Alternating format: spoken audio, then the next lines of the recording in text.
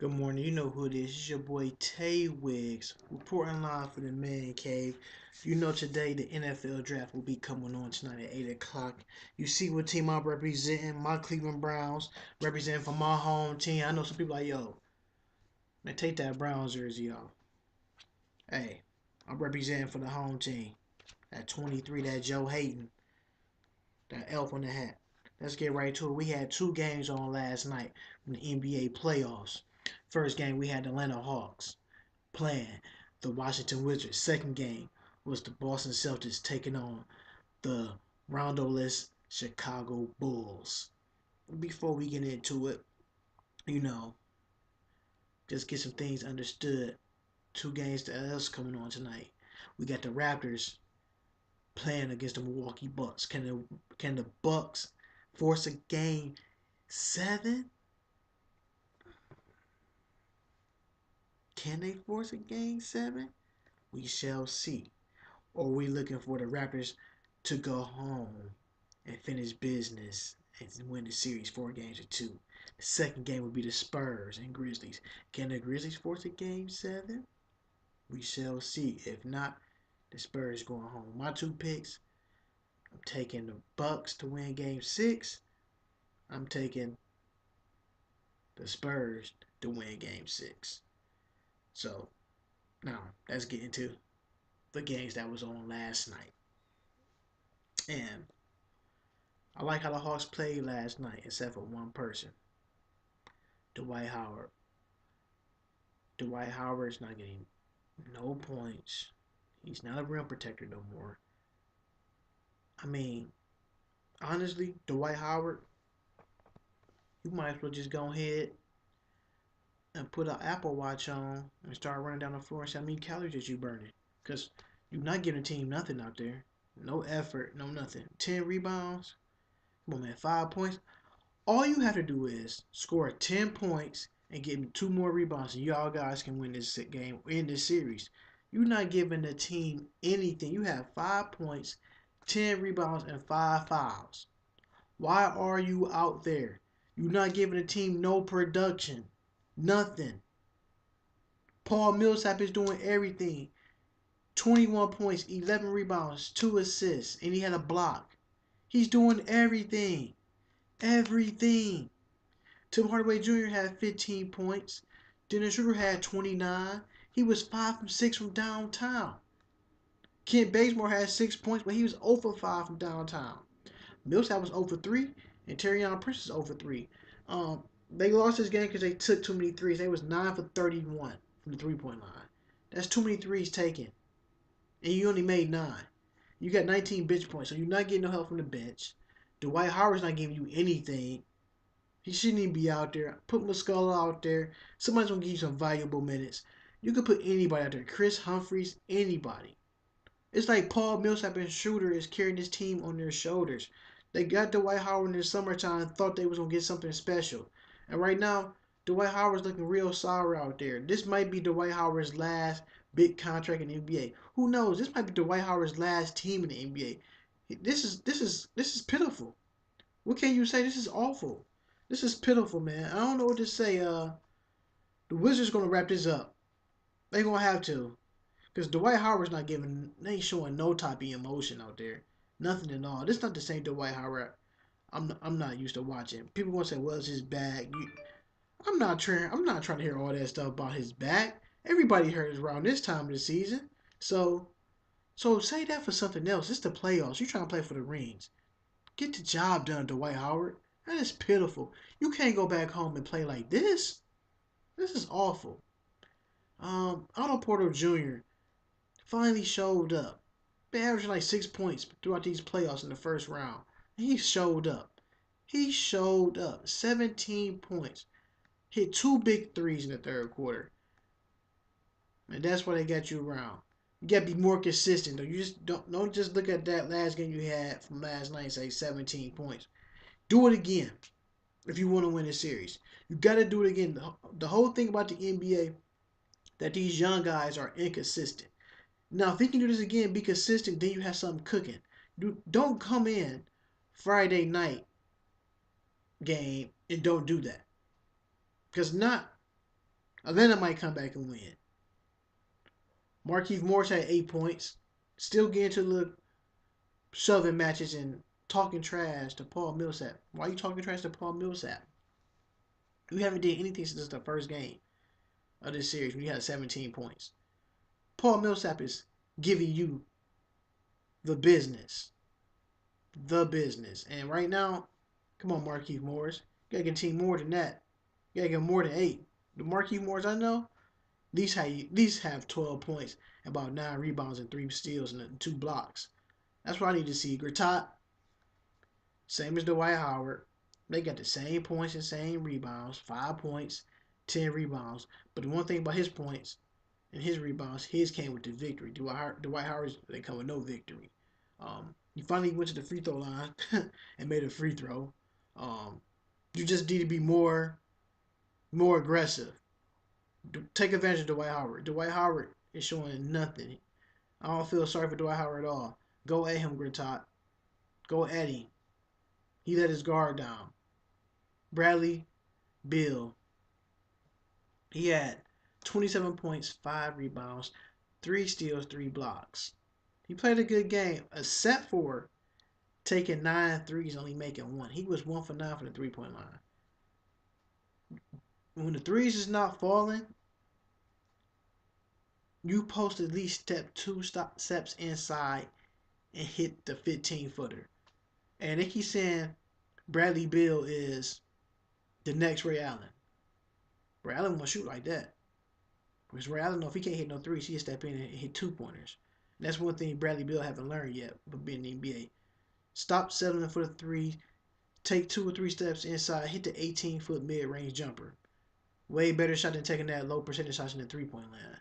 Step inside and take a high percentage shot. Don't worry about the low percentage. You got rebounders there. They're going to get you the rebounds. That's what I need you to do, Bradley Beal. You played a good game. The team won 27 points. But back to what I'm saying. Bradley Beal, you have to be consistent too. You can't score 27 last night, then think you're going to come out on Friday night and do the same thing, because you might score 17 with the L. Who knows? John Wall is being very consistent.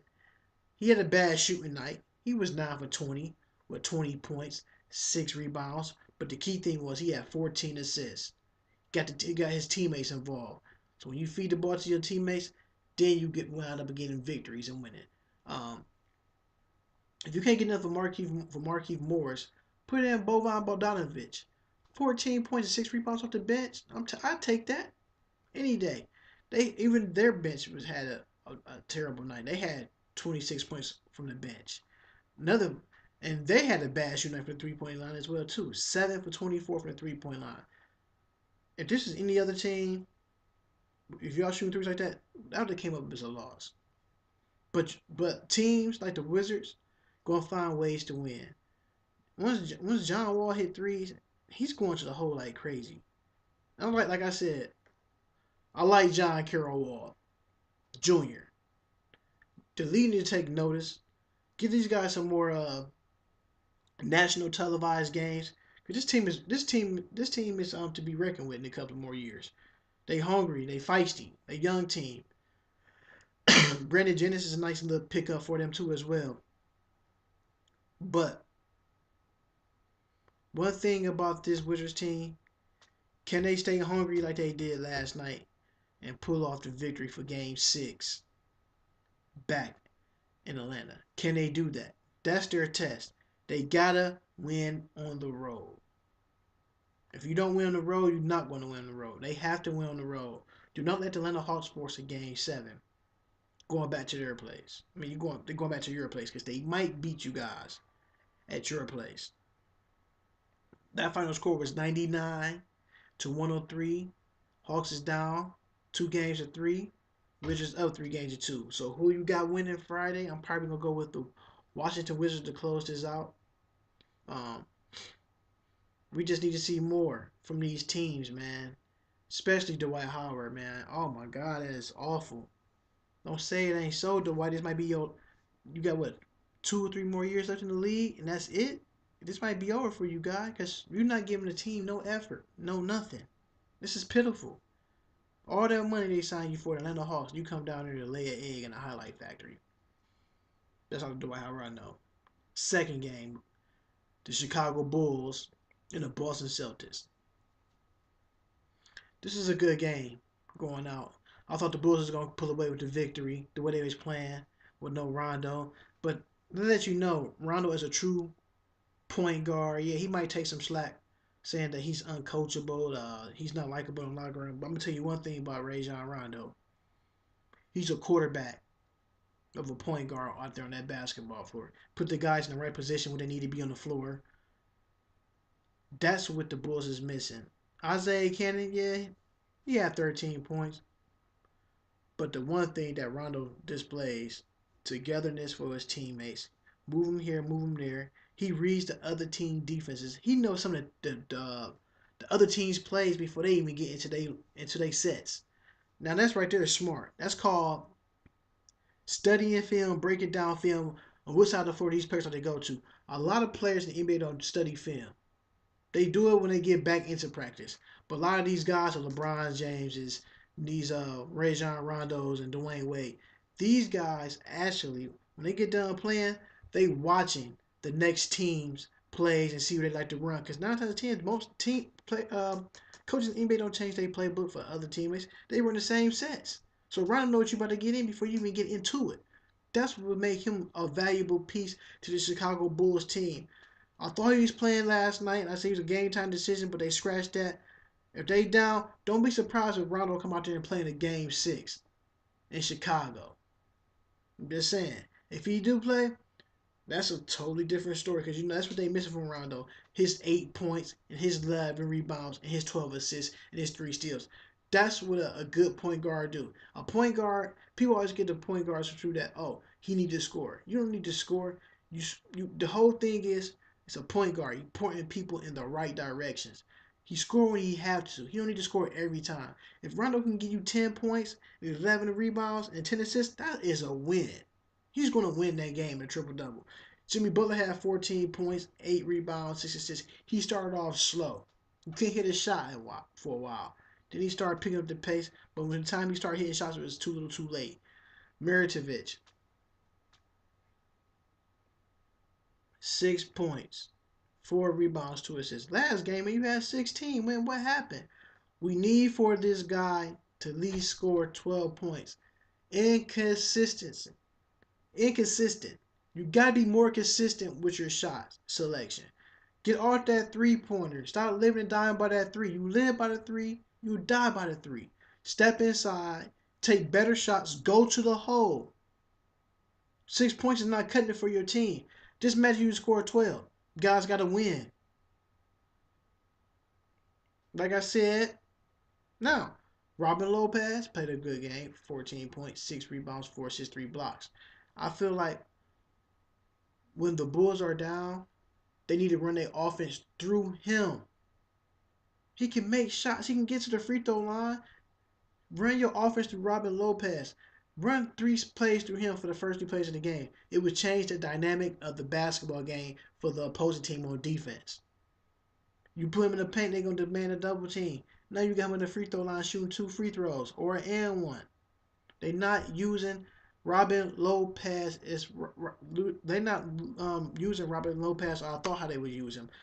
I'm looking at games in the regular season. I'm sitting down watching him, breaking them down, and dissecting his game. I was like, okay. It'd be some games where Robin Lopez at 18, 25 points. They're not doing that with him. This is the playoffs. Everybody want to shoot these threes. Dwayne Wade, 26 points, 11 rebounds, 8 assists, 2 assists away from a triple-double. He played lights out. That's what you're going to get from Flash.